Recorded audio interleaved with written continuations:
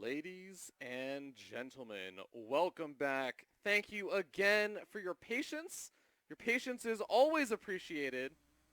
And it looks like we have a little bit of problem with the overlay just because this is a replay, and I think that there is a different setting for that. But, ladies and gentlemen, we're going to be hopping back into this game. Neeb versus MaSa. I think the players are ready. We're just waiting for the admins to give the go-ahead. But we did resume from replay. So, steadfast, everything is preserved. Nothing was revealed. Nothing crazy happened. It's just like we're resuming from exactly where we left off. Yeah, it looks like things are in the exact same place that they were. That engineering bay is about to finish up. Looks like we're following MaSa's camera. Pretty quick guy right there.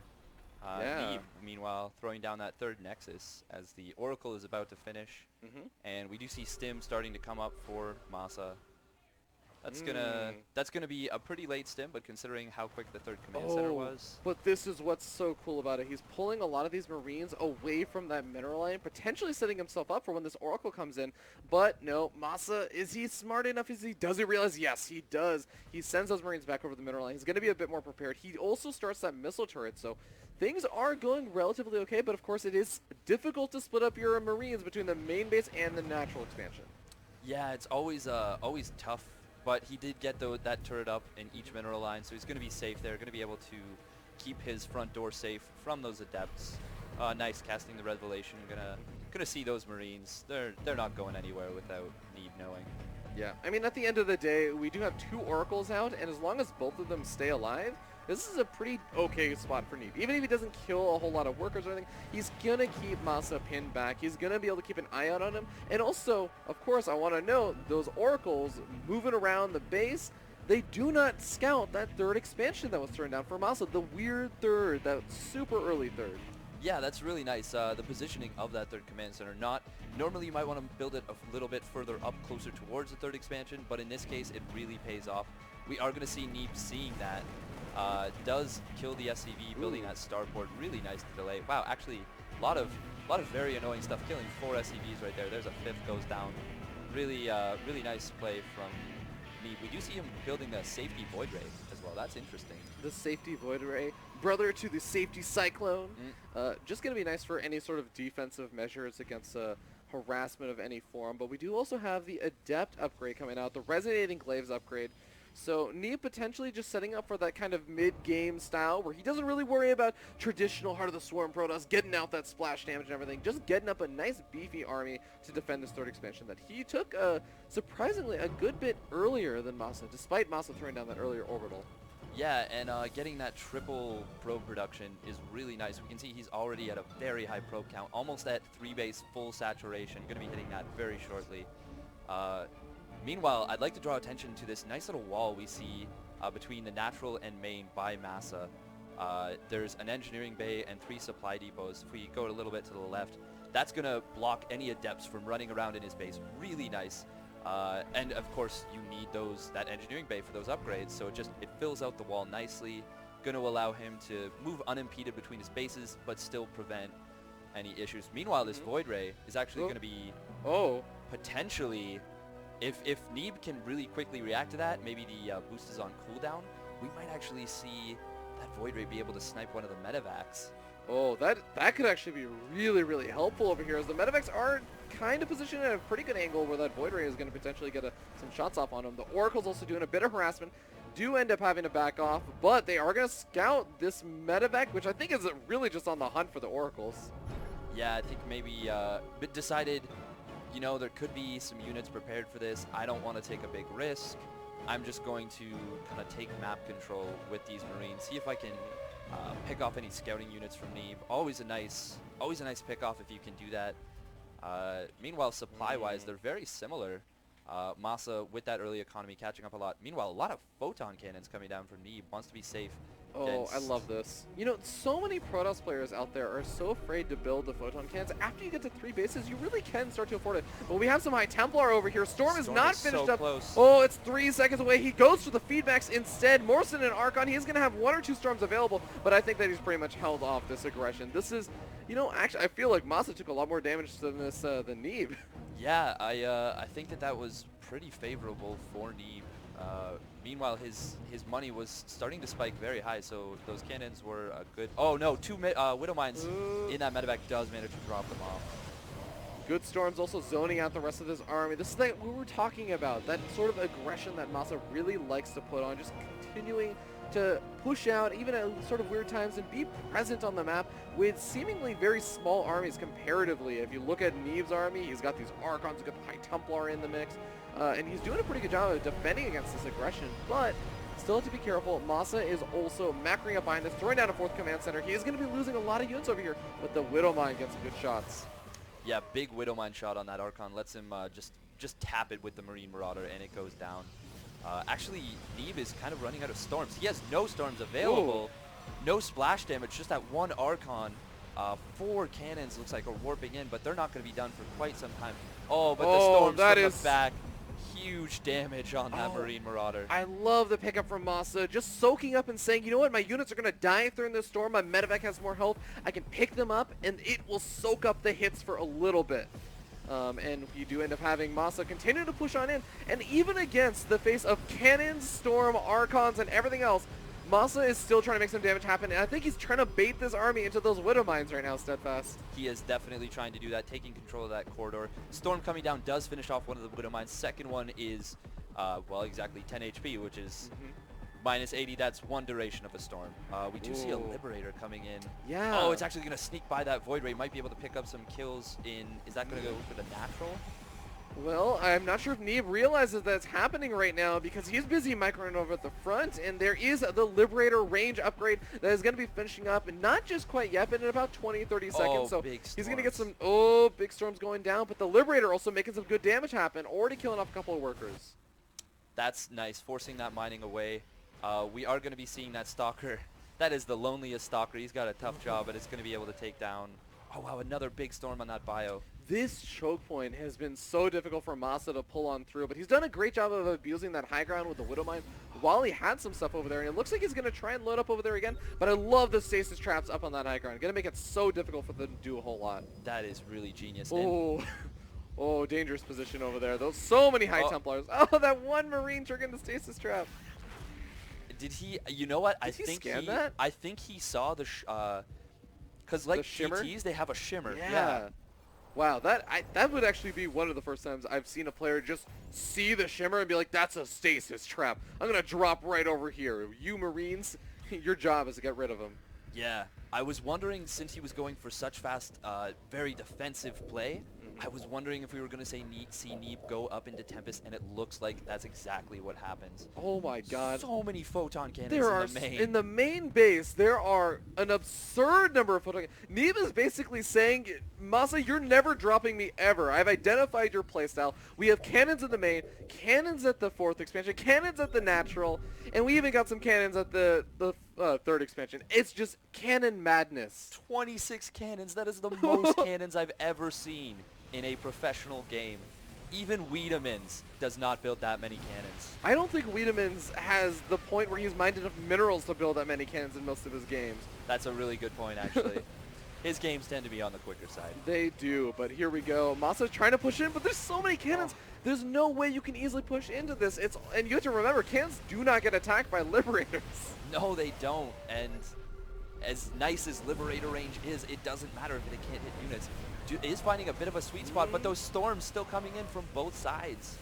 Yeah, and we end up seeing this weird position where Neeb is sort of cut off from his 3rd expansion over here as he has to move through all of these Liberators, but at the same time the bio isn't going to be protecting him, but oh no, there just really isn't the anti-air over here for Neeb. He's only got Adepts and some Archons. What are the Adepts going to do? Absolutely nothing. The Archons probably going to die by the time they get to the Liberators. Well, we do see the Tempest starting to pop out, and Neeb may be able to slowly push this back. I'd like to see him maybe target down the Liberators. That Void Ray! That Void Ray! That one! The safety Void Ray Steadfast is coming back in, but is it safe enough? The Ghost going to get that finishing blow on the Void Ray, cleaning up that army, and now the Archon's struggling quite a bit. This is a best of 1 Steadfast, and I'm already really liking MaSa's position. As you can see, he's taking a 5th expansion. Yeah, this is just a really great position for MaSa, kind of choking off between that 3rd and that 4th base with those liberation zones, recognizing that High Templar, they're terrible against the liberation zones. They get one shot by any those massive railguns. coming down. Might be pulling back a little bit, but he's going to be able to finish off this 4th base. And being up 2 bases in Legacy of the Void, that is huge. And fresh bases, mind you, Steadfast. Fresh bases. If we take a look at Neeb's main base, it is mining out. Take a look at his natural, it is completely pretty much almost mined out. 3rd expansion, a little bit better, but Neeb needs a new expansion right now. He does have a small army, but you can see army supply-wise, it is 68 to 120 in favor of MaSa, not Neeb. That is a really big surprise.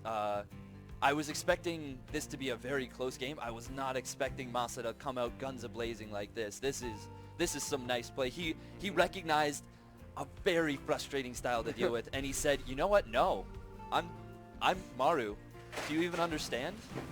And he comes in. He's going to actually be able to deny the 4th base. 5th base is actually being rebuilt in the 4th location, so Neeb is trying to double expand. They're going to be able to do that. But will he be able to hold that for the long term?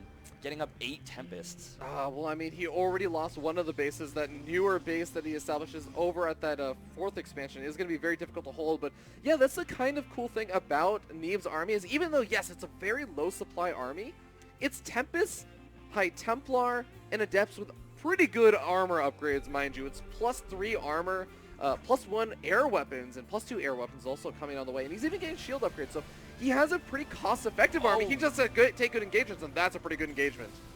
Picking off 2 Liberators and getting a lot of damage on that army. And because he's going into Liberator Viking, he does not have a whole lot of medevacs. Big drop, though, coming in. These cannons do not matter. If you have 4 medevacs worth of units dropping in, at the same time, the rest of the army moves on into that 4th expansion. Remember, MaSa can sacrifice these units. Neeb cannot.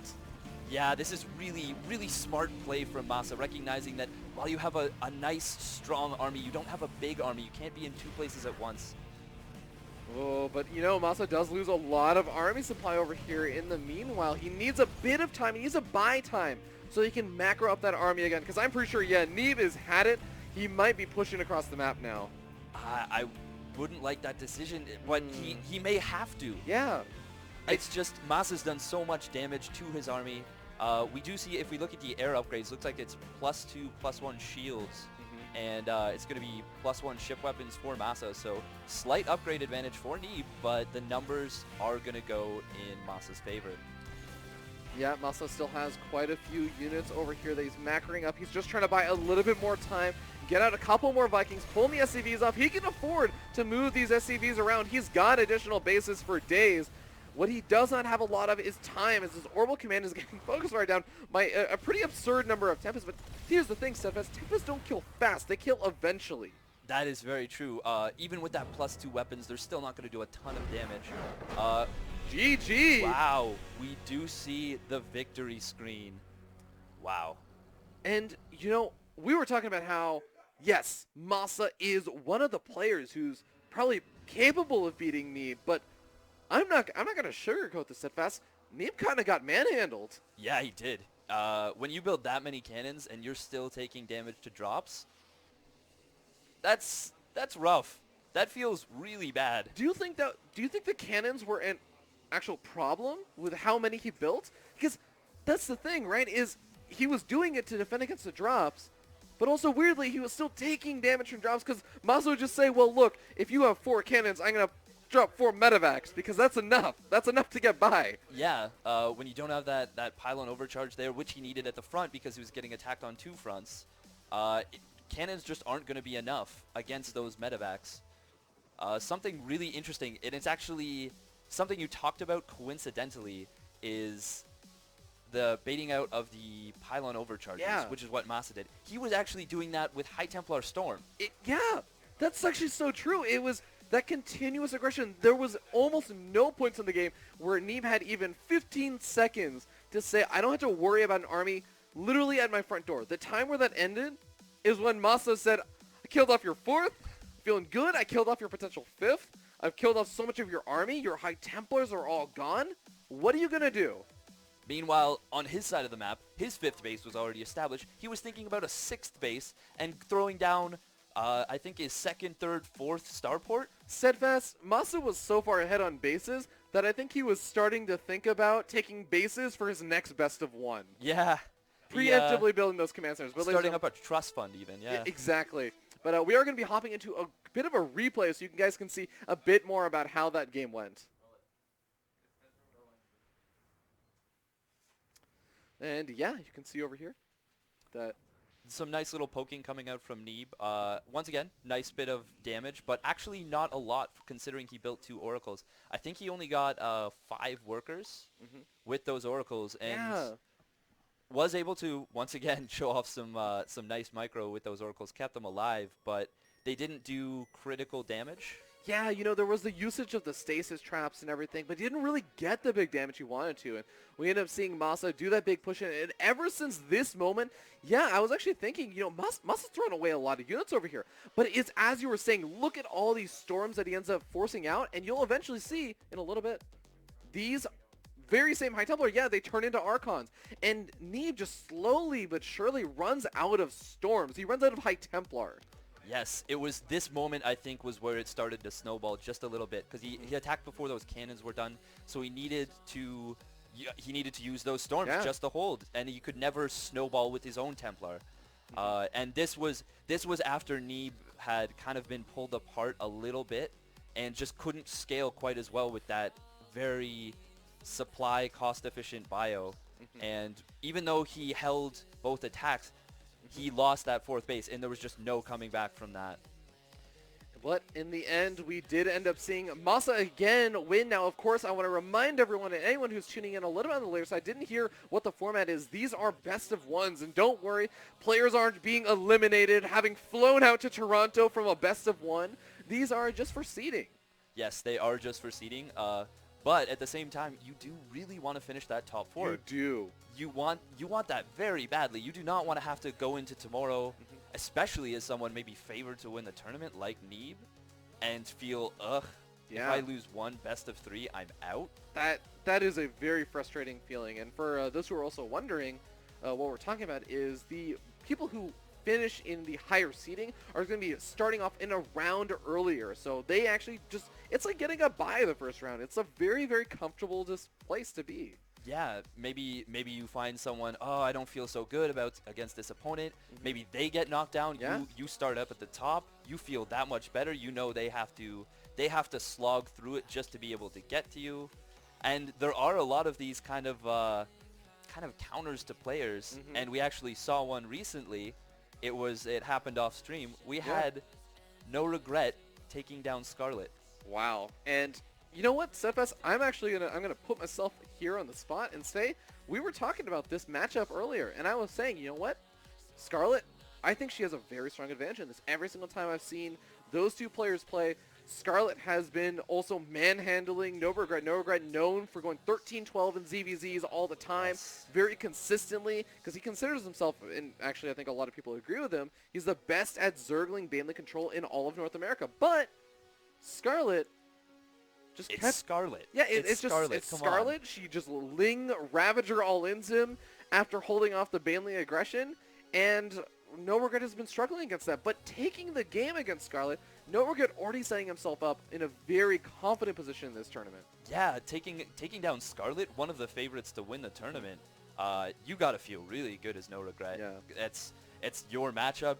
You feel really comfortable. You say, this is the matchup I kind of had to win if I wanted to make top 4, and then you just go out and do it. And yeah, Scarlet has kind of struggled with No Regret historically, but in the last little while, she's kind of taken the advantage against him. And then for him to actually be able to take that game down, that's got to be a huge confidence booster for No Regret. Absolutely, and it is a best of 1. So while Scarlet won't feel too bad, she might say, "Oh, well, you know, in a best of 3, I would have 2-0'd him after that. You know, after that cheesy build, because it was a very fast game. I think actually the game for that finished before we were able to get the lobby created for MaSa versus Neeb. Yeah, that's what we call time efficiency. The time efficiency. Yeah. No Regret's time is very valuable right now. I don't know if you know this. Yeah, he's. I wouldn't be surprised if he's already done his bracket. Yeah. Probably played all 7 players. 7-0'd. Yeah. Just casually, he takes the whole tournament. Yeah, actually, during this downtime that we were sitting here, he already 1-0'd Neeb and MaSa, who were playing their other game before. Yeah, That's the only way you can 7-0. Yep, it was just so quick. They actually got, DQ'd. It just no shows. Yeah. No shows. That's They're no afraid. regrets. They're yeah. afraid. Yes, I'd be afraid too. But ladies and gentlemen, I do want to note that we are going to be hopping into another series relatively shortly. It is going to be Desro versus Puck. Now,